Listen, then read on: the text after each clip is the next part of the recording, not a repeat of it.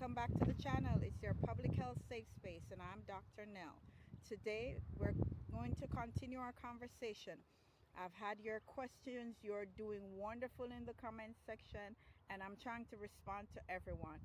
Please remember to like, comment, share, and subscribe. Let's get on with the conversation. Advocacy in action.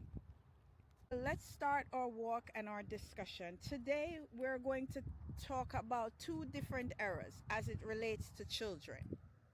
Now, there is a quiet story unfolding in public health, not in emergency rooms, no, not in the headlines, but in pediatric clinics, school nurse offices, and family living rooms across the country. It's a story about two generations of children. Children born in the 1980s and children growing up today in the 2020s. Both raised in the same country, both growing up with modern medicine. But when public health researchers compare those two generations, something unexpected appears in the data. Children today are living in a world with more medical knowledge than ever before, yet many health indicators suggest that childhood itself is becoming more medically complex. More chronic illnesses, more behavioral diagnosis, more metabolic disease, and yes, more mental health struggles. So today, we ask a public health question that deserves serious attention. What changed between these two eras of childhood? This is something that we have to discuss because we see it not just in how children react to wanting to go outside to play, in their body sizes, in the way they view just life in general. And what does that mean for the health of our next generation? Now, childhood health in the 1980s was understood where there's a difference from where we are today. We have to start with what childhood looked like several decades ago. In the 1980s, it represented a very different moment in public health history. Most public health energy at that time was focused on preventing infectious diseases and environmental hazards. Vaccination programs had dramatically reduced disease like measles, polio, and diphtheria. Public health campaigns targeted lead exposure in homes. School lunch programs were designed to fight childhood hunger. Do you remember those programs? And pediatric medicine largely focused on acute illness rather than long-term chronic disease. Children certainly faced health risks, of course, but those risks were usually short-term. We were looking at things like infection, broken bones, seasonal illnesses, and often than most, emergency care. Chronic illness in children, yes, it did exist, but it was less common than it is today. Asthma was present, but not nearly as widespread. Childhood obesity was relatively rare compared to today's numbers. Developmental and behavioral diagnoses were far less frequently identified. And I'm sure you will agree, especially when it comes to the stress that children are facing today. We've discussed that in another video, and I want you to go back and watch that video that deals with the educational stress of students. Most children in the 1980s grew up with relatively straightforward healthcare needs: routine checkups, vaccinations, and the occasional illness. For many pediatricians of that era, childhood medicine meant treating problems and sending kids right back out to play. But beneath the surface, the environment that shapes childhood health was being started to shift. There was a shift that was occurring, and not many people noticed. By the late 1990s and early 2000s, public health researchers started noticing patterns that could not be ignored.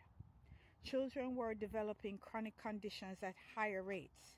Asthma diagnoses were rising. Childhood obesity was on the rise as well. Developmental and behavioral disorders were being identified even more frequently, and mental health concerns among young people were becoming more visible. National health surveys began documenting a steady rise in chronic conditions among children. In the early 1990s, roughly 1 in 10 children lived with a chronic health condition. Yes, but today, estimates suggest that roughly 1 in 3 children has a chronic condition requiring ongoing care. These conditions include, and we're going to list a few of them, they include but are not limited to such things as asthma is one, and we notice that there's a rise in asthma cases, especially in larger cities. We see a great increase in asthma cases. ADHD, autism spectrum disorder, severe allergies, another big city condition as well, obesity, type 2 diabetes, and anxiety and depression. For pediatric healthcare systems, this shift represents a major transformation. Childhood medicine is no longer primarily about short term illness, it is increasingly about long term management. Doctor visits are no longer just for colds and checkups. For many families, childhood now includes therapy appointments, medication monitoring, and chronic disease management. In other words, the experience of growing up healthy has changed, and the question is, will it continue to change? Now, with this modern childhood environment, we have children of the 2020s are growing up in a dramatically different environment than those from the 1980s. Their daily lives are shaped by a combination of technological, social, and environmental changes. Many children today experience more screen time and sedentary behavior, greater exposure to ultra processed foods, higher academic and social pressures, as well as increased mental health stress. And this was something we addressed, as I said earlier, in a previous video. Please go back, it's in the playlist. Go ahead and watch that video. We need to relate better to our children. Having discussions with them is so very helpful in knowing what's going on in their minds. Environmental exposures that public health researchers are still studying. These are continuous research studies to understand what has changed and what will change. And a healthcare system that often responds after the disease appears rather than preventing it earlier. And you know, we're all about preventative healthcare, so we want to get away from being reactive. These factors interact in complicated ways. For example,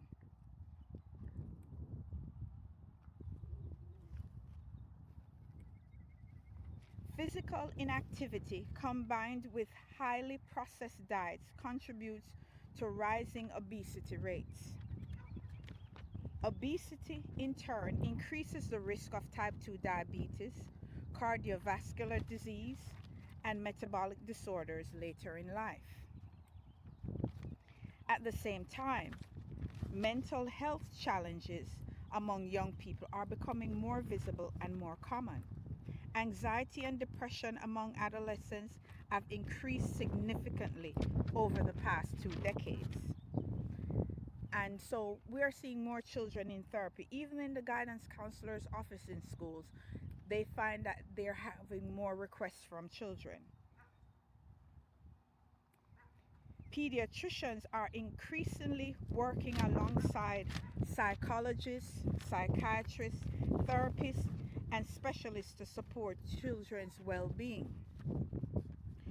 All of this adds up to a childhood that is far more medically monitored than previous generations experienced. Longevity and the public health paradox is what we have to take a look at. Here is where the conversation becomes more complex due to this longevity and the public health paradox. Medical technology has advanced dramatically, yes. Vaccines are stronger, definitely. Diagnostics are better, of course. Treatments are more sophisticated, undeniably so. So you might assume that children today would have dramatically better health outcomes, but the data tells a more complicated story. While life expectancy improves steadily through much of the 20th century, progress has slowed in recent years in the United States. Children in the US also experience higher mortality rates than children in many other wealthy countries. This includes higher risks from injuries, violence, certain chronic health conditions, and social determinants of health. Public health experts often emphasize that healthcare alone does not determine health outcome, but environments children grow up in matter just as much. Housing conditions, food access, education quality, community safety, economic stability are some of the factors that we consider. These factors influence whether children have the opportunity to grow into healthy adults. And when those systems fail, the effects appear in childhood health data.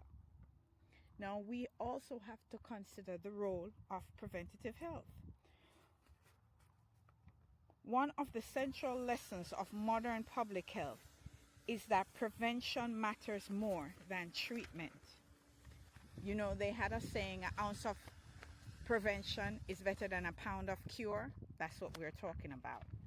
When we prevent disease, we reduce suffering, healthcare costs, and long-term health complications. But prevention requires long-term thinking, which is very important. Healthy food environments, safe places for children to play, early mental health support, accessible primary care, and policies that support families are very important. When those systems are strong, children thrive, and that's the goal. When they are weak, chronic disease often appears earlier and more frequently. This is why public health professionals pay such close attention to childhood trends, because childhood health predicts the health of the entire society decades later. So when we compare children of the 1980s and children of our current 2020s, we are not simply comparing two generations. We are examining two different public health environments. One generation grew up during a time when infectious disease was the primary challenge. The next generation is growing up in a world where chronic illness and mental health challenges are becoming central concerns. The real question is not whether today's children are weaker or stronger. No. The real question is whether the systems surrounding them are supporting health or quietly making it harder to achieve health. Now, once it's harder to achieve health, we know what occurs. We have a generation of people who are spending more on health care. But the health of our children is more than a medical issue. It is a reflection of the society that raises them. And the decisions we make today will shape the health of the next generation. This is why we're here, we're advocating. I want you to be informed. It's not just about supporting yourself or your child. It's building a community of educated and advocated children. Children who are advocated for not just by their parents or by their teachers, but by the community at large, the general public. Let your voices be heard. Leave your comments in the comment section. And as always, Your knowledge has increased, your perspective will grow, and I'm looking forward to your comments. Like, comment, share, and subscribe. Enjoy the beauty of the day. And as always, I'll be back with another discussion, and I'm here to support and advocate with you.